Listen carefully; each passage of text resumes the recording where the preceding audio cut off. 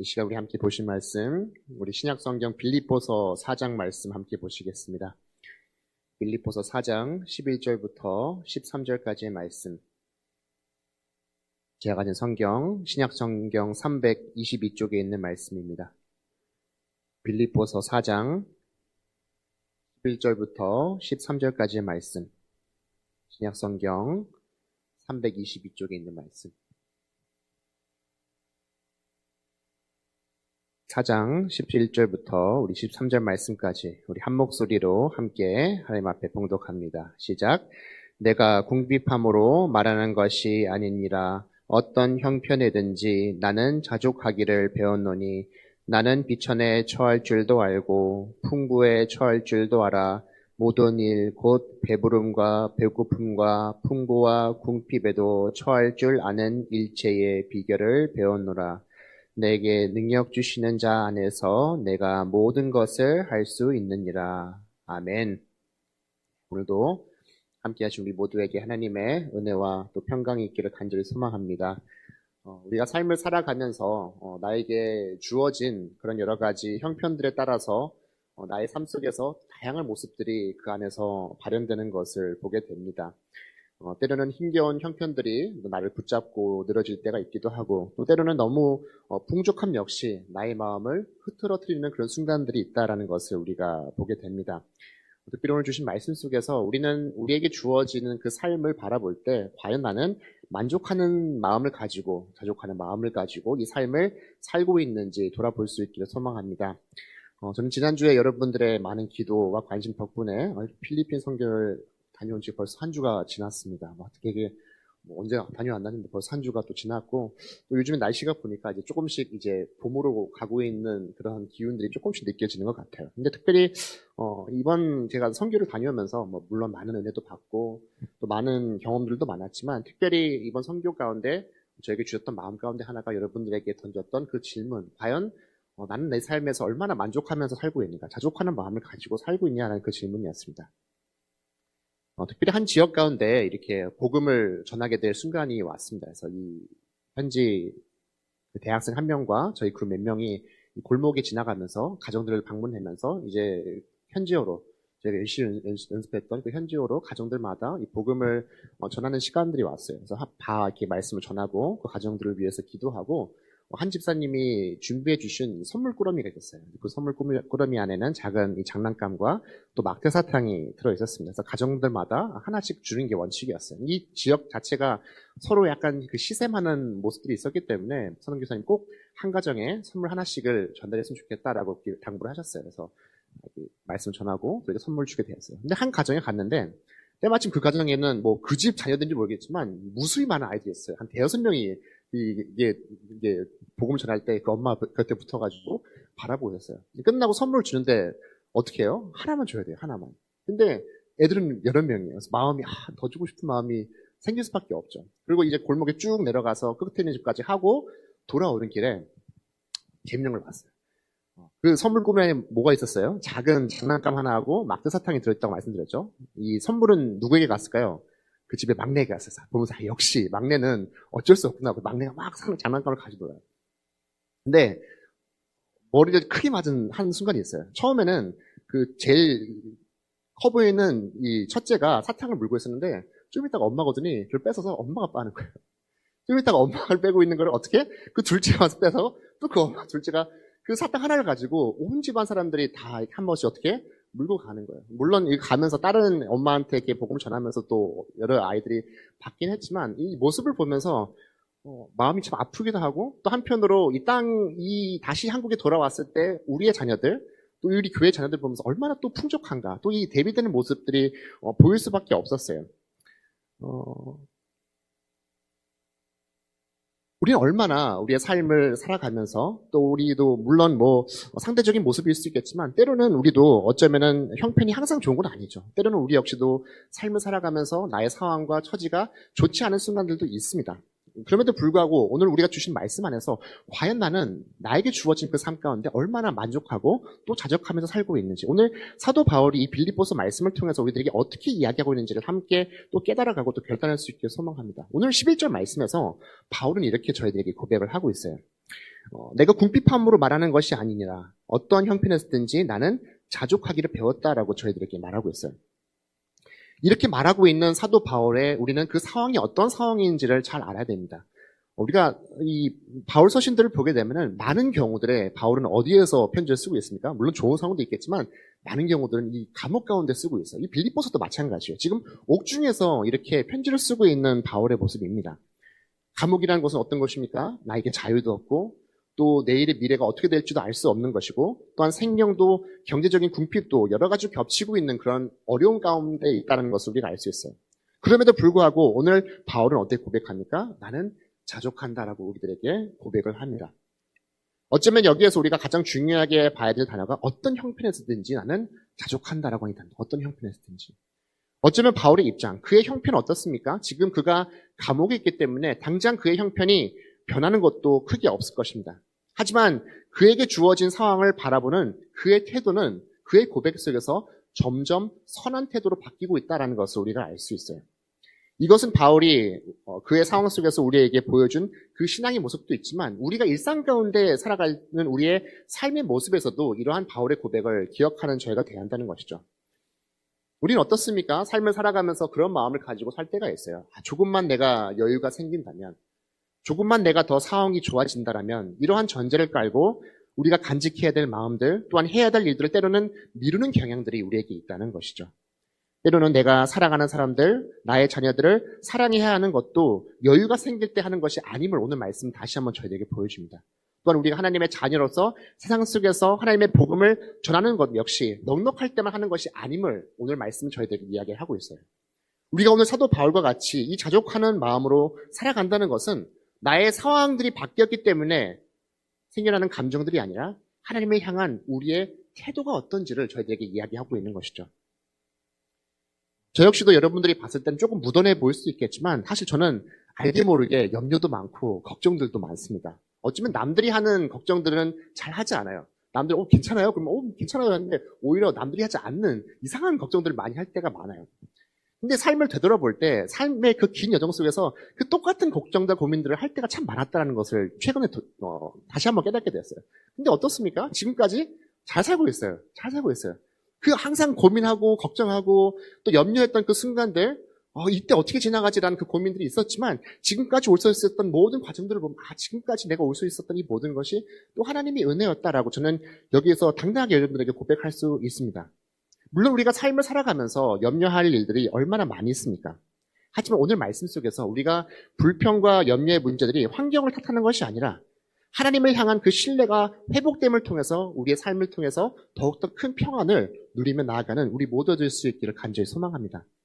그렇다면 바울이 오늘 말씀 속에서 이야기하고 있는 이 자족하는 마음, 우리는 어떻게 이 마음을 소유할 수 있을까요? 우리가 사도 바울이 어떠한 경험들을 하고 어떠한 사람들이 있는지 우리가 살펴봐야겠죠. 12절 말씀 앞에 보면 이렇게 얘기하고 있어요. 나는 비천하는 줄도 알고 풍부할 처할 줄도 알고 있다라고 그에게 말하고 있습니다.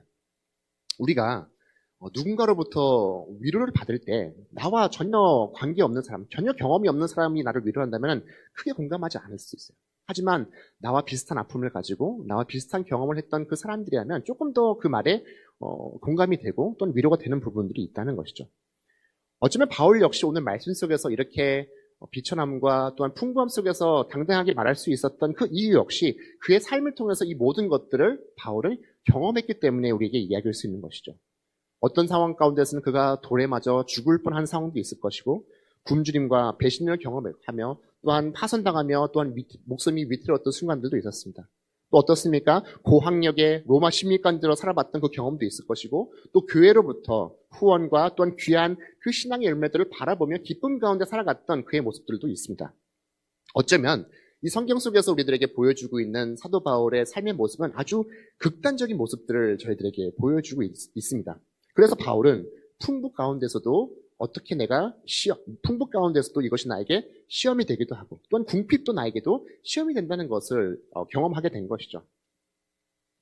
오늘도 한 성도님과 이 통화를 하게 되면서 본인이 하는 일이 이 돈과 관련된 일을 그동안 많이 해왔고 지금도 그렇게 하고 있다라는 그 고백을 하면서 때로는 내가 이런 금전적인 것을 가지고 일을 할 때 하나님과 멀어지는 경험들을 많이 하게 되었다는 고백을 하면서 어떻게든지 자신은 그 삶이 주님께로 나아가기를 원하는 그 마음을 가지고 있다는 고백을 듣게 되었어요.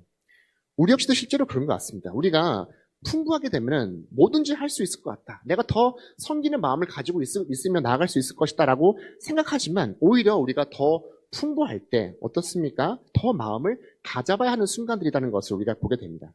궁핍의 순간도 마찬가지인 것이죠. 우리는 궁핍하고 비천한 순간이 찾아오면 현실이 녹록지 않기 때문에 때로는 원망의 마음이 하나님을 향해 나아가는 경우도 있어요.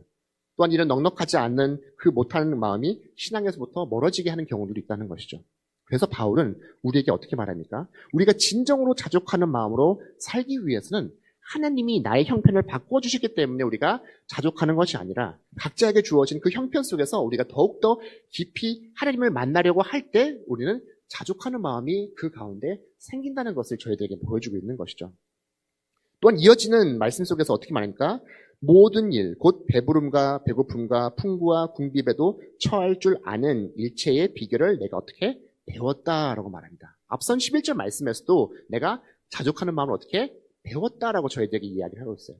바울은 분명하게 우리에게 말하고 있습니다. 이 비결을 어떻게? 내가 배웠다라고 이야기를 하죠.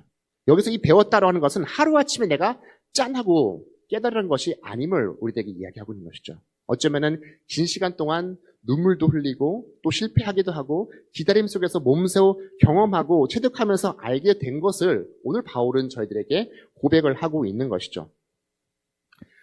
우리 역시도 때로는 정말 궁핍한 상황들이 찾아올 수도 있어요. 물론 필리핀에서 사탕 하나 가지고 나눠 먹는 그런 상황들이 아닐 수도 있습니다. 또 때로는 어떻습니까? 또 너무 먹을 것이 많고 풍부하기 때문에 고민하는 상황들도 분명히 우리에게 찾아오죠. 하지만 우리가 정말 우리의 삶 속에서 내가 정말 풍족한 삶을 산다고 해서 얼마나 우리는 만족하면서 살고 있습니까? 또 반대로 우리가 없는 상황 가운데 있다고 무조건 주저앉는 것이 아니죠. 그 속에서 일어설 수 있는 힘도 분명히 우리에게 찾을 수 있다는 것이죠. 오늘 아침에 일어나서 이제 출근을 하려고 이제 식사를 하고 있는데 핸드폰에 뭐가 띵 하고 이렇게 울립니다. 평소와는 조금 다른 화면이 이렇게 떴어요. 요즘에 동계올림픽을 하게 되어서 그 이제 순위 같은 거를 이렇게 딱 올라오더라고요. 근데 딱 봤더니 오늘 첫 금메달 땄던 그 기사가 올라왔어요. 그때 보고 그냥 그런가 보다 하고 이제 출근하고 교회 왔더니 온통이 금메달에 대한 이야기들이 뉴스를 도배하고 있는 것이죠. 여러분도 보신 분들은 알겠지만 이 고등학생밖에 안 되는 어린 선수가 어떤 거죠? 이 하프 스노보드에서 금메달을 땄어요. 1차 시기를 봤더니 정말 크게 넘어졌더라고요. 놀랄 만큼. 정말 이 선수 역시도 1차 시기에서 크게 넘어지면서 이제 기권하겠다라고 처음에 선언했다고 합니다. 그러다가 조금 이제 시간이 지나서 걸을 수 있는 힘이 생긴 거 보고 여기서 포기하면 안 되겠다고 그러고 나머지 2차와 3차를 또 도전을 하게 되죠. 근데 2차에도 어떻습니까? 2차에서 똑같이 이제 큰 실수하면서 좋은 성적을 내지 못합니다. 이제 남은 것이 어떻습니까? 마지막 3차 시기만 남겨놓은 상황에서 정말 최고의 최고의 퍼포먼스를 보여주게 되고 여기서 그치는 것이 아니라 이 대회에 참가했던 한 선수가 이 선수의 어릴 때부터 바라봤던 우상이라고 합니다. 결국 그 선수의 점수를 뛰어넘으며 금메달을 따는 모습을 보게 됩니다. 이 모습을 보면서 오늘 우리가 읽었던 이 빌립보서의 13절의 말씀이 가슴속에 크게 와닿습니다. 우리는 때로는 상황 속에서 나에게 주어진 삶 속에서 좌절하는 순간도 있겠지만 이 선수처럼 좌절하지 않고 정말 우리가 목표하고 정말 바라봐야 하는 그 표대를 향해서 달려가는 그 모습을 끝까지 붙잡고 나가는 그 모습이 그 선수를 통해서 보게 되었어요. 13절 말씀은 어떻게 저희들에게 말하고 있습니까? 내게 능력 주시는 자 안에서 내가 모든 것을 할 수 있다라고 저희들에게 말합니다. 어떤 말씀입니까? 때로는 이 말씀이 무적의 말씀처럼 정말 우리가 모든 것을 할 수 있는 슈퍼맨 말씀처럼 오용되는 경우들도 있습니다. 근데 이 말씀은 우리가 세상 속에서 정말 성공도 이야기하지만 성공의 중심이 아니라 정말 지속적으로 우리가 어떤 삶을 살아가야 되는지를 저희들에게 말을 하고 있어요. 또한 어떤 상황 속에서도 우리는 결코 무너지지 않는 그 마음을 품고 나아가야 한다는 것을 이야기를 하고 있습니다. 그리고 우리가 세상 속에서 어떤 일들, 어떠한 좌절을 만난다 할지라도 어떤 어려움이 나에게 찾아온다 할지라도 그렇게 다시 설 수 있고 만족할 수 있는 그 근거가 무엇입니까? 오늘 말씀에서 능력 주시는 그 자 안에 그 모든 것들이 있다라는 것을 보여주고 있어요. 우리가 그리스도와 연합할 때, 그리스도와 하나가 될 때 이룰 수 있는 것들임을 사도 바울은 저희들에게 이야기하고 있는 것이죠. 주님과 함께 할 때 우리는 어떤 상황 속에서도 무너지지 않고 견딜 수 있는 그 능력이 그 속에 있다는 것을 바울은 자신의 그 긴 신앙의 경험을 통해서 저희들에게 고백을 하고 있어요. 그 역시도 가난할지라도 비굴하지 않고 성공해도 교만하지 않으며 아프고 연약해도 소망을 잃지 않는 그 능력을 주시는 주님을 발견했고 또 오늘날 우리에게도 똑같은 마음을 가지고 이 말씀을 저희들에게 주고 있는 것이죠. 우리가 이 땅 가운데 살아갈 때 정말 나의 힘과 나의 능력으로만 살아간다면 어쩌면 오늘 말씀의 모습처럼 우리는 살아가지 못할 수도 있습니다. 하지만 우리의 믿음의 뿌리가 주님과 온전히 연결되어 있다면 우리가 이 땅 가운데 어떠한 풍파가 오고 어떠한 가뭄이 우리를 괴롭힌다 할지라도 마르지 않는 그 잎사귀를 늘 펼치며 살아갈 수 있는 그 소망의 삶을 살아가는 우리 모두 될 수 있기를 간절히 소망합니다. 우리는 지금 풍족하다고 해서 당장 우리가 가난의 삶을 향해서 나가야 한다는 것도 이야기하는 것도 아니고 또한 우리가 삶의 여정 속에서 힘겨운 가운데 있다 할지라도 무조건 우리가 절망 가운데 머물러 있어야 하는 것을 이야기하는 것도 아닙니다. 오히려 우리는 모든 순간 나와 함께 하시는 어떤 상황 가운데 있다 할지라도 주님을 바라볼 수 있고 붙잡고 나아갈 수 있는 그 믿음의 마음이 우리에게는 필요하다는 것을 다시 한번 바울은 저희에게 이야기하고 있는 것이죠. 바울은 지금 감옥에 묶여 있지만 주님은 그의 영혼을 끝까지 붙잡고 있습니다. 형편에 제한은 있겠지만 주님은 그를 한 번도 떠나지 않으셨음을 바울은 그의 고백 속에서 저희들에게 보여주고 있습니다. 우리 역시 우리의 삶을 살아감을 통해서 주님 한 분만으로 충분하다는 고백이 우리의 입술을 통해서 증거될 수 있기를 간절히 소망합니다. 오늘 이밤 가운데 우리가 주님 앞에 나아갈 때 우리는 어떤 고백을 가지며 나아갑니까? 어쩌면 여전히 나의 고백 속에서 이러한 고백도 있을 수 있습니다. 하나님 조금만 더 있으면, 하나님 문제만 해결된다면, 하나님 이 상황만 지나간다면 제가 더욱더 주님 안에서 살겠습니다라는 고백이 있을 수 있습니다. 하지만 그런 저희들에게 주님은 이렇게 물으실 겁니다. 내가 너에게 충분하지 않니라고 주님께서 저희들에게 물으실 겁니다. 오늘 밤 또한 이 기도의 자리 가운데 나아갈 때 우리의 환경을 바꾸는 그 기도보다는 나의 중심이 바뀌는 기도로 주님께 더 가까이 다가서는 우리 모두가 될 수 있기를 주님의 이름으로 간절히 축원합니다.